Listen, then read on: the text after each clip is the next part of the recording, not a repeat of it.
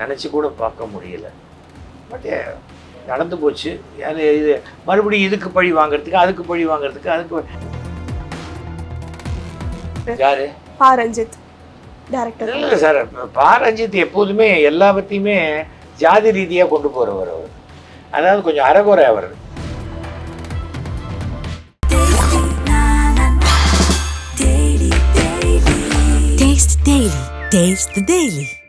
ஏதோ படம் வந்தது, இந்த படத்தில் ஒரு 10 கோடி ரூபா சம்பாதிச்சோம், அதில் ஒரு 5 கோடி ரூபாய் என்னுடைய ஜாதிக்காக நான் ஒரு ட்ரஸ்ட் ஆரம்பித்து குழந்தைங்களை படிக்க வைக்கிறேன்.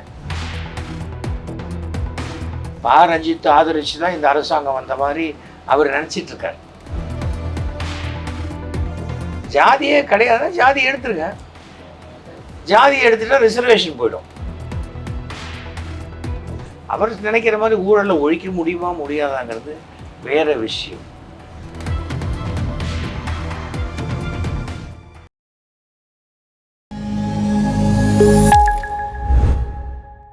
நாதஸ்மி நேயர்களுக்கு வணக்கம். இன்னைக்கு நம்ம யாரை பார்க்க போறோம் அப்படின்னா, ஒரு டைரக்டர், குணச்சித்திர நடிகர், நடிகர், ஒரு பொலிட்டீஷியன், இப்படி சொல்லிக்கிட்டே போகிற நாடக கலைஞர் அப்படின்னு இப்படி சொல்லிக்கிட்டே போகிற மிகப்பெரிய ஒரு ஜாம்பவானை தான் இன்னைக்கு நான் பார்க்க போகிறோம். Welcome to the show sir. வணக்கம் சுஷ்மிதா, ஏகப்பட்ட விஷயத்த சொல்லியிருக்கீங்க, ரொம்ப நன்றி. இப்போ பாலிடிக்ஸில் ஆம்ஸ்ட்ராங்ன்றவர் இறந்துட்டார் சார். நீங்கள் ஆம்ஸ்ட்ராங் வந்து எனக்கு நன்றாக தெரிந்தவர் தான். ரொம்ப இது ஒரு துன்பமான சம்பவம். அதாவது ஒரு உயிரை எடுப்பது என்பதே செய்யவே கூடாது.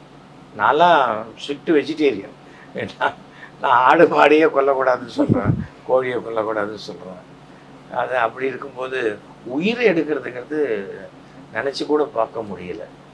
பட் நடந்து போச்சு. இது மறுபடியும் இதுக்கு பழி வாங்குறதுக்கு, அதுக்கு பழி வாங்குறதுக்கு, அதுக்கு ஏன்னா சினிமாவில் காட்டுறோம்ல, இந்த ரத்தம் காயறதுக்குள்ள அவன் தலையை சீவின்னு வந்து இங்கே வைடா அப்படின்னு எல்லாம் கை தட்டுறோம். அது நிஜமாக நடந்தால் ஐயோ இப்படி நடக்குதுன்றோம். ரெண்டும் தப்பு தான். வன்முறையை நம்ம வந்து ஆதரிக்கிற மாதிரி எங்கேயுமே நடக்கக்கூடாது. ரொம்ப அவர் யோசிச்சு பாருங்க, ஏதோ அவருக்கு ஏதோ பிரச்சனை, இதனால் பாதிக்கப்படுறது யார்? அவர் ஒய்ஃபு, குழந்தைங்க இல்லையா? எல்லாம் இருக்குது. எல்லாத்துக்கும் பின்னாடி வெறும் அரசியல்னு சொல்ல முடியாது, எல்லாம் இருக்குது. அது வந்து நம்ம ரொம்ப கஷ்டமாக இருக்குது பார்க்கணும். ஆனால் பாரஞ்சித் வந்து இவரோட சாவுக்கு காரணம் பின்னாடி அரசியல் நிறைய பேர் இருக்காங்க அப்படிலாம் நிறைய ஆக்ரோஷமாக ட்விட்லாம் போட்டுட்ருக்காரு. யார்? பா ரஞ்சித் டைரக்டர். இல்லை சார், பா ரஞ்சித் எப்போதுமே எல்லாத்தையுமே ஜாதி ரீதியாக கொண்டு போகிறவர் அவர். ராஜராஜ சோழனையை பற்றி பேசினார் அவர். அதாவது கொஞ்சம் அறகுறை அவர். அவருக்கு ஏதாவது அவர் தன்னுடைய ஜாதிக்கு செய்யணுங்கிறதுல தப்பு இல்லை, ஜாதிக்காக பேசுகிறாரு. ஜாதிக்கு என்ன செய்கிறார்? ஏதோ படம் வந்தது, இந்த படத்தில் ஒரு 10 கோடி ரூபா சம்பாதிச்சோம், அதில் ஒரு 5 கோடி ரூபாய் என்னுடைய ஜாதிக்காக நான் ஒரு ட்ரஸ்ட் ஆரம்பித்து குழந்தைங்களை படிக்க வைக்கிறேன். செஞ்சுருக்காரா சொல்லுங்கள். அதை விட்டுட்டு நான் ஜாதிக்காக பேசுகிறேன், நான் ஜாதிக்காக பேசுகிறேன், அதில் என்ன இருக்குது? அதெல்லாம் பா ரஞ்சித்துக்கெல்லாம் நம்ம பதில் சொல்ல வேண்டிய அவசியம் இல்லை. அப்படி சொல்லணும்னா அரசாங்கம் எந்த நேரத்தில் சொல்லணுமோ அந்த நேரத்தில் சரியாக சொல்லணும். பா ரஞ்சித் ஆதரிச்சு தான் இந்த அரசாங்கம் வந்த மாதிரி அவர் நினச்சிட்ருக்கார். அப்படிலாம் இல்லை. நீங்கள் டேரக்டராக இருந்திருக்கீங்க. யாரு? நீங்கள் டேரக்டராக இருந்திருக்கீங்க. அப்போ வந்து ஃபிலிம்லாம் வந்து பார்த்தீங்கன்னா ரொம்ப இந்த ஜாதி ரீதியாக போயிட்டு இருக்குது. அதெல்லாம் நீங்கள் பார்க்கும்போது உங்களுக்கு எப்படி சார்? இவங்களுக்கு வேறு விஷயமே தெரியலையான்னு தோணும். அதாவது ஜாதி என்பதை ஒழிக்கவே முடியாதுங்க, மதத்தை ஒழிக்க முடியாது. ஓகே, நமக்கு ஆனால் அடிப்படையாக எது ப்ரியாரிட்டின்னு வச்சுக்கணும். முதல்ல நம்ம தேசம், அடுத்தது நம்ம மதம், அடுத்தது நம்ம ஜாதி, அதுக்கு அப்புறம்தான் பாக்கி எல்லாம். இது ஆனால் ஜாதியை ஒழிக்கணும்னு சொல்கிற அரசே பர்த் சர்டிஃபிகேட்லேயே என்ன ஜாதின்னு போடுறாங்க. இந்தியன்னு போட வேண்டியது தானே, ஏன் போடுறதில்ல? பள்ளிக்கூடம் சேர்க்கும்போது என்ன ஜாதின்னு கேட்குறாங்க. ஏன் கேட்குறாங்க? ஜாதியே கிடையாது, ஜாதி எடுத்துருங்க. ஜாதி எடுத்துட்டா ரிசர்வேஷன் போயிடும். ஸோ ரிசர்வேஷன் தேவைப்படுது, ஜாதியும் தேவைப்படுது. ஜாதியே நாங்கள் ஜாதி இல்லாத சமத்துவ சமுதாயம் அமைப்போம் அப்படின்னு பேசுவாங்க. ஆனால் என்ன பிரயோஜனம்? எப்படி அமைக்க முடியும்? உங்களால் முடியாது. ஏன்னா ஜாதிங்கிறது என்னென்னா அந்தந்த காலகட்டத்தில் அந்தந்த ஏரியாவில் குழுக்களாக இருந்தவர்கள், அவர்களுடைய பழக்க வழக்கங்கள். இப்போ ஐயர் இருக்காங்க. இப்போது நான் தஞ்சாவூர் ஐயர், தஞ்சாவூர் ஐயர் என்ன பண்ணுவாங்க, தஞ்சாவூர்லேயே தான் பொண்ணு பார்ப்பாங்க, பையனுக்கு பொண்ணு பார்க்கணும்னு. திருநெல்வேலி ஐயரோடையோ இல்லைன்னா இந்த பக்கம் பூனாவில் இருக்கிற ஐயரோடையோ சம்மந்தம் பண்ணிக்கிறதுக்கு யோசிப்பாங்க. ஏன்னா அங்கே பழக்க வழக்கம் எப்படி இருக்கோ என்னமோ அந்த இது புரியுமோ புரியாது. இது மாதிரி எல்லாருமே செட்டியார்கள் இருக்காங்க, முதலியார்கள் இருக்காங்க, எல்லாருமே இருக்காங்க. இதில் யாருமே என்ன சொல்கிறேன், இந்த ஜாதியை நம்ம வீட்டுக்குள்ள நிகழ்ச்சிகளை, நம்மளுடைய ரிச்சுவல்ஸ், அந்த முன்னோர்களுக்கு செய்யக்கூடிய சடங்குகள், நம்ம குடும்ப நிகழ்வுகளுக்கு தான் பயன்படுத்தி. அப்படியே ஜாதியை தூக்கிட்டு எல்லா இடத்துலையும் அலையக்கூடாது. ஜாதி இப்போ இந்த ஜாதி உசுப்பேத்தி விடுற மாதிரி படங்கள் வர வர வர நிறைய பிரச்சனைகளும் ஆரம்பிக்கும். Okay sir. இப்போ நீங்கள் 3 வாரத்துக்கு முன்னாடி நீங்கள் வந்து எங்கேயோ வெளியே போகும்போது நீங்கள் வெஜ் தான் சாப்பிட்றீங்க. ஆனால் நிறைய பேர் பிரியாணிக்கு வந்து சாப்பிட்ற இடத்துல வந்து நீங்கள் ஏன் சாப்பிட்றீங்க அப்படின்னு சில பேர் நிறைய பேர் உங்களை கேள்விலாம் கேட்டிருக்காங்க. அதுக்கு நீங்கள் பதிலடியும் கொடுத்துருந்தீங்க. அது எப்படி சார் நீங்கள் பார்க்குறீங்க? என்ன ஒன்றும் இல்லைங்க, நான் வெஜிடேரியனுங்க, நீங்கள் நான் வெஜிடேரியன் சாப்பிட்றீங்க, நம்ம 2 பேரும் ஃப்ரெண்ட்ஸு.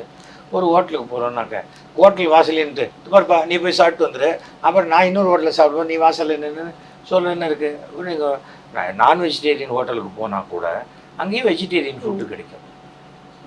ஓகேயா, அங்கே சாப்பிட்டு போகிறேன், நீங்கள் அங்கே சாப்பிட போகிறீங்க, நான் இங்கே சாப்பிட போகிறேன், அவ்வளோதானே.